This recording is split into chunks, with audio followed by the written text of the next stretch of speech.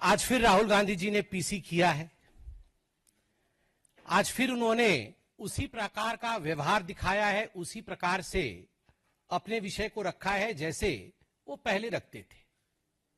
कोई नया पीसी नहीं है, वो चंद नाम उनके पास है, चंद तरीका उनके पास है और उसी प्रकार से वो लगातार प्रेस कॉन्फ्रेंस करते हैं और मोदी जी, भारतीय जनता पार्टी के ऊपर आक्षेप लगाने का प्रयास उनका रहता है। आप याद करिए, जिस प्रकार से एक सेंसेशनलाइज करने का प्रयास उनका रहता है, इस प्रकार से बोलते हैं जैसे पता नहीं पहली बार कोई सुन रहा हो, कितना बड़ा खुलासा हो रहा है। मुझे याद है 2019 से पहले राफेल को लेकर इसी प्रकार राहुल गांधी प्रकट हुए थे कि बहुत बड़ा खुलासा होने वाला है, अब पूरे विश्व में हलचल मच गया है, चौकीदार चोर है, इत्यादि इत्यादि। कोविड के समय में भी इसी प्रकार से प्रेस कॉन्फ्रेंस वैक्सीन को लेकर राहुल गांधी करते थे, मगर बाद में सुप्रीम कोर्ट में जाकर कान पकड़ करके माफी मांगनी पड़ती थी और माफीनामा भी लिख कर दिया है कि सॉरी मी लॉर्ड, मुझसे गलती हुई है। तो ये राहुल जी का एक तरीका है भारतवर्ष के ऊपर हमला करने का और भारत के जो स्ट्रक्चर्स भारत को बचाते हैं उसके ऊपर हमला करने का। आज जो एक मुद्दा सामने आया है, सुबह से मीडिया में हम सब देख रहे हैं, एक कंपनी को लेकर उसके ऊपर कुछ केस है, यूएस में केस चल रहा है, आक्षेप प्रति आक्षेप है। हम लोगों का स्पष्ट मानना है जहां तक कंपनी और कंपनी का केस का विषय है, कंपनी उस पर अपना स्टेटमेंट जारी करेगी, कंपनी उस पर अपना बचाव स्वयं करेगी। Law will take its own course. मगर जिस प्रकार से आज डॉक्यूमेंट्स सामने रखे गए, सुबह से मीडिया में हमने भी डॉक्यूमेंट्स देखे, the public, in fact because the documents are in the public domain, people of this country have also seen the documents. बिजली को लेकर, बिजली के सेल को लेकर, सेल परचेस को लेकर जो एग्रीमेंट है और स्टेट डिस्ट्रीब्यूशन कंपनीज एसडीसीज के साथ जो एग्रीमेंट है, उसको लेकर यह पूरा मुद्दा है। यूएस और भारत, इन दोनों के बीच इलेक्ट्रिसिटी का लेन देन, दो कंपनियां हैं, एक भारत की कंपनी है, एक यूएस की कंपनी है, और भारत के 4 राज्य हैं। ये 4 राज्य कौन कौन से हैं, जिनका नाम यूएस के कोर्ट में भी आता है और भारतवर्ष में तमाम चैनलों ने उन 4 राज्यों के नाम को उजागर किया है। यह पूरा मामला जुलाई 2021 से फरवरी 2022 के बीच का है। जुलाई 2021 से फरवरी 2022 के बीच का है। और उस समय जो 4 राज्य में SDC, state distribution company, electricity distribution company, वो स्टेट की ही प्रॉपर्टी होती है, स्टेट गवर्नमेंट की। छत्तीसगढ़ की सरकार, छत्तीसगढ़ में किसकी सरकार थी? कांग्रेस पार्टी की, भूपेश बघेल जी की सरकार छत्तीसगढ़ में उस समय मौजूद थी, डॉक्यूमेंट्स में भी मौजूद है। उस समय आंध्र प्रदेश में, जहां सबसे ज्यादा लेन देन के विषय में चर्चा हुई, दीज आर ऑल एलिगेशंस, ये जो तथाकथित लेन देन के विषय में बातचीत हुई है, सर्वाधिक आंध्र प्रदेश में हुई है। किसकी सरकार थी आंध्र प्रदेश में? क्या भारतीय जनता पार्टी की सरकार थी? नहीं। क्या हमारी समर्थित सरकार थी? नहीं। किसकी सरकार थी? वाईएसआरसीपी की सरकार थी। उस समय तमिलनाडु में, क्योंकि तमिलनाडु का नाम भी इसमें आता है, उनके स्टेट डिस्ट्रीब्यूशन कंपनी का नाम आता है। किसकी सरकार थी?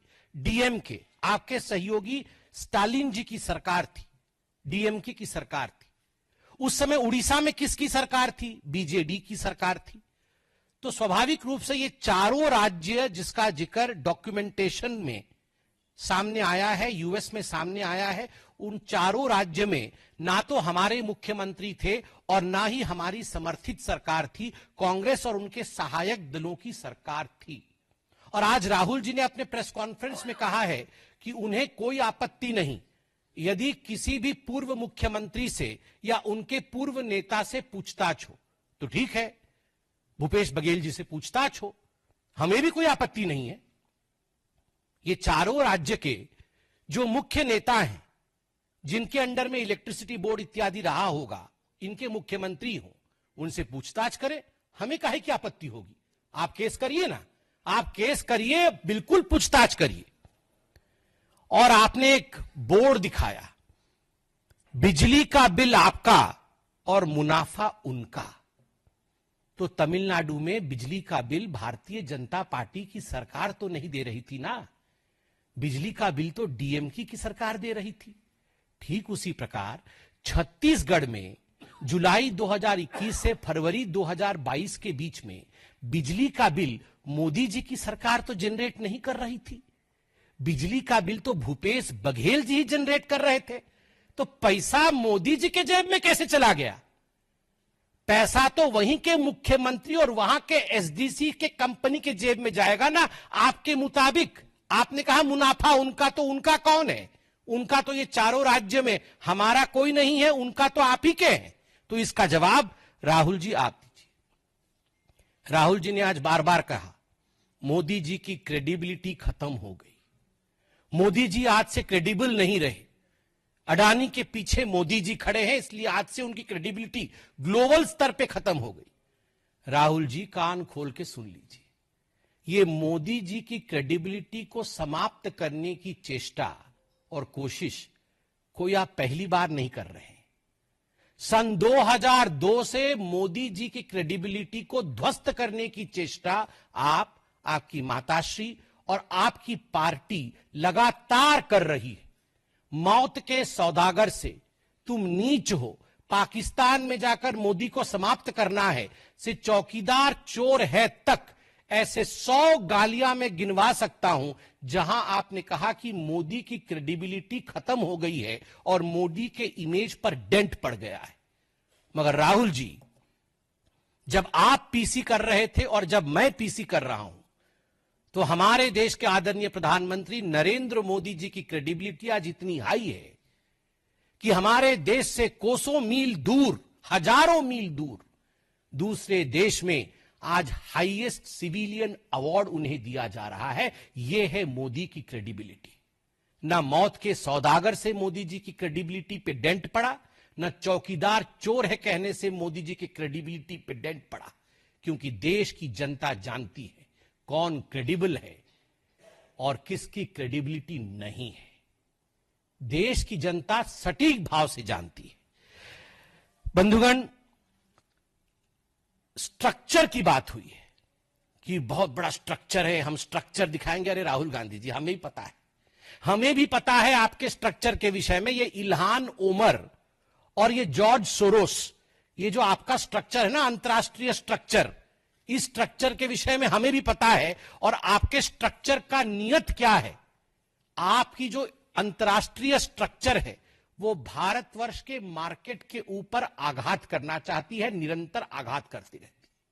ये गांधी परिवार और ये कांग्रेस पार्टी ये सहन नहीं कर सकती है कि आज भारत की अर्थव्यवस्था विश्व में तीसरे नंबर की ओर बढ़ रही है। अभी हम चौथे नंबर पर हैं और विश्व में यथाशीघ्र हम तीसरे नंबर की अर्थव्यवस्था होंगे। यह राहुल गांधी और गांधी परिवार, कांग्रेस पार्टी ये सहन नहीं कर पा रही है, इसलिए ये इंडिया के मार्केट के ऊपर, भारत के मार्केट के ऊपर आक्रमण पे आक्रमण कर रही है।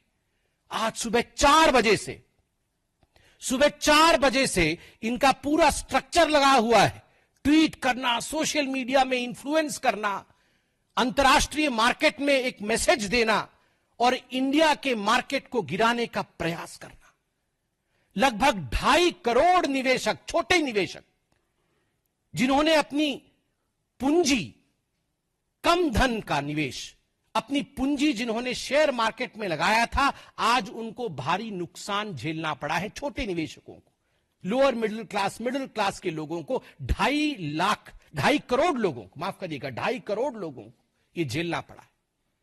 यह आप निरंतर जो भारत के मार्केट के ऊपर कई प्रकरण रहा है, इससे पहले भी आपने कई प्रकरणों के माध्यम से भारत के मार्केट के ऊपर हमला करने की कोशिश की है, ताकि मार्केट डिप करे, मार्केट गिरे और इंडिया की इकोनॉमी पर अटैक हो। और राहुल जी, आपने आज कहा कि अडानी के पीछे मोदी है, तो हमारा भी सवाल है, यदि अडानी के पीछे मोदी है तो क्या कारण है कि कांग्रेस के सरकार के समय भूपेश बघेल जी के सरकार के समय छत्तीसगढ़ में 25,000 करोड़ रुपए का निवेश अडानी की कंपनी ने किया। क्यों लिया आपने 25,000 करोड़ रुपए का निवेश? जब आपकी सरकार थी छत्तीसगढ़ में, जब राजस्थान में अशोक गहलोत जी की सरकार थी, 65,000 करोड़ 65,000 करोड़ रुपए का निवेश अडानी की कंपनी ने राजस्थान में अशोक गहलोत जी के समय उनके सरकार में किया था। क्या कारण था? कर्नाटक में जब कांग्रेस पार्टी की सरकार थी, और अभी भी कांग्रेस पार्टी की सिद्धरमैया की सरकार है, अडानी की कंपनी ने 1 लाख करोड़ रुपए का निवेश करने का वादा किया था। मैं अभी रिसर्च करके आया नहीं हूं कितने का निवेश हुआ है, वह भी हम निकाल लेंगे। छत्तीसगढ़ में और बाकी राज्यों में तो हो गया है, मगर कर्नाटक में 1 लाख करोड़ का निवेश करने का वादा किया था। बंगाल में 35,000 करोड़ रुपए का निवेश है, बंगाल में आपका साठगांठ है। आंध्र प्रदेश में 60,000 करोड़ का निवेश है, तमिलनाडु में 4,500 करोड़ का निवेश है। 19 अक्टूबर 2024 को अडानी फाउंडेशन ने रेवंत रेड्डी, जो कि तेलंगाना के मुख्यमंत्री हैं, उन्हें 100 करोड़ रुपए उनके फाउंडेशन को डोनेशन दिया था कौशल विकास, स्किल अपलिफ्टमेंट के लिए। क्यों लिया था डोनेशन? एक करप्ट व्यक्ति से आपने डोनेशन क्यों लिया? आपकी सरकार ने डोनेशन क्यों लिया? निवेश भी नहीं, डोनेशन लिया 100 करोड़ का। 23 जनवरी 2024, 23 जनवरी 2024, रेवंत रेड्डी जी, जो कि तेलंगाना के मुख्यमंत्री हैं, वर्ल्ड इकोनॉमिक फोरम में वो लीड करते हैं, और तेलंगाना की कांग्रेस की सरकार 12,400 करोड़ का एमओयू साइन करती है अडानी ग्रुप के कंपनियों के साथ। 12,400 करोड़ रुपए का। राहुल जी, कौन जवाब देगा? क्या आप और रेवंत रेड्डी अलग है? क्या आप और अशोक गहलोत अलग है? क्या आप और भूपेश बघेल अलग है? या इनका जवाब भी आप ही को देना पड़ेगा? मैं आज राहुल जी से पूछना चाहता हूं, और हमने भी 12 वर्ष से मैं प्रवक्ता के पद पे मैं अब देख रहा हूं कि चाहे 2G का केस हो, चाहे CWG का केस हो, कोल स्कैम हो, इन सभी विषयों को लेकर भारतीय जनता पार्टी उस समय कोर्ट में जाती थी। अरुण जेटली जी हमारे बीच में नहीं है, प्रभु उनके आत्मा को शांति दे। देश विदेश के एक कद्दावर नेता और एक बहुत बड़े स्थापित वकील थे। हर केस में वो लड़ते थे, केस साबित होता था, इन्वेस्टिगेशन होती थी, हम आधार को लेकर लड़ते थे। और मैं आज राहुल गांधी से पूछना चाहता हूं, जिस प्रकार हम केस करते थे, केवल प्रेस कॉन्फ्रेंस नहीं करते थे, आप केस करिए ना, आप केस करिए, कोर्ट जाइए। और मुझे आज तकलीफ हुई इस बात से, आपने अपने पीसी में, आप देश के एक सांसद हैं, छोड़ दीजिए कि आप किसी पार्टी के अध्यक्ष रह चुके हैं, मगर आप एक सांसद हैं, और आपने कहा कि इस हिंदुस्तान में, इस भारतवर्ष में हमें कांग्रेस पार्टी को कोर्ट का भी काम करना पड़ रहा है, जुडिशियरी। आपने पर्टिकुलरली जुडिशियरी शब्द का इस्तेमाल किया कि मीडिया भी अपना काम नहीं कर रही है, मीडिया का काम भी कांग्रेस कर रही है बहुत हद तक, और जुडिशियरी का काम भी कांग्रेस कर रही है। वाह, बेल पे बाहर मां बेटे और जुडिशियरी का काम कर रहे हैं। आधे लोग तो बेल पे बाहर हैं और ये जुडिशियरी का काम कर रहे हैं। बताइए, इस पे तो कंटेम्प्ट ऑफ कोर्ट होना चाहिए, सुओ मोटो कॉग्निजेंस लेना चाहिए कि जुडिशियरी का काम कर रहे हैं। और आज तो मुझे बड़ा दुख लगा, हमारे एक पत्रकार बंधु ने 3 सवाल क्या पूछ लिए, उनसे ऐसे झेप गए कि ये बीजेपी का। अरे भैया, पत्रकार हैं, आप भी तो हमसे पूछेंगे। अभी राहुल गांधी ने ऐसा कहा, कभी हम गुस्साते हैं? कभी नहीं भैया, आपका कर्तव्य है, आपका काम है, आप सवाल पूछेंगे। और वहां बोल रहे हैं आप बीजेपी का सवाल पूछ रहे हैं। बीजेपी का सवाल नहीं है, वाजिब सवाल था, उत्तर नहीं है, इसलिए आप झेप गए थे। राहुल जी कह रहे थे इंडिया हाईजैक हो गया है। गलत, टेंस गलत है, पास्ट टेंस में होना चाहिए था, फ्यूचर टेंस और प्रेजेंट टेंस में नहीं। इंडिया हाईजैक हो गया था। गांधी परिवार, ये नकली गांधी परिवार उसके हाईजैकर थे। कमांडो ने मुक्त कराया है हाईजैकिंग से। अब भारत का जो इकोनॉमिक जहाज है वह रनवे पे 2014 से रफ्तार से दौड़ करके अब 35,000 फुट की ऊंचाई पर उड़ान भर रहा है, तीसरे नंबर की इकोनॉमिक शक्ति बनने जा रहा है, तो Rahul Gandhi, India is not hijacked, India was hijacked. Today India is soaring high as far as economy is concern. और बार बार बोलते हैं जेपीसी कर देंगे, जेपीसी बना देंगे. सरकार कहीं बनती नहीं है, कहीं सरकार बनती नहीं है तो जेपीसी बनाकर ही खुश हो जाते हैं. तो बोलते चलो जेपीसी ही बना देंगे, सरकार तो बन नहीं रही है. और जेपीसी बना दीजिएगा तो वहां क्या, कोई बोतल फोड़ रहा है, कोई हाथ तोड़ रहा है, कोई मुंह फोड़ रहा है, यही चलता है इनके जेपीसी में. लोकसभा सत्र से पहले ये इनका पुराना ड्रामा है. अब राहुल गांधी जी को देखिएगा, पहले दिन 25 तारीख को पूरा ड्रामा और नौटंकी शुरू कर देंगे. किस प्रकार से भारत की इकोनॉमी नहीं चले, किस प्रकार से भारत का पार्लियामेंट नहीं चले, किस प्रकार हर जगह केओस और अस्त व्यस्तता रहे, यही राहुल और कांग्रेस पार्टी का विशेष उनका प्रबंधन है. और अपने मुंह मियां मिट्ठू बनना राहुल गांधी बंद करे.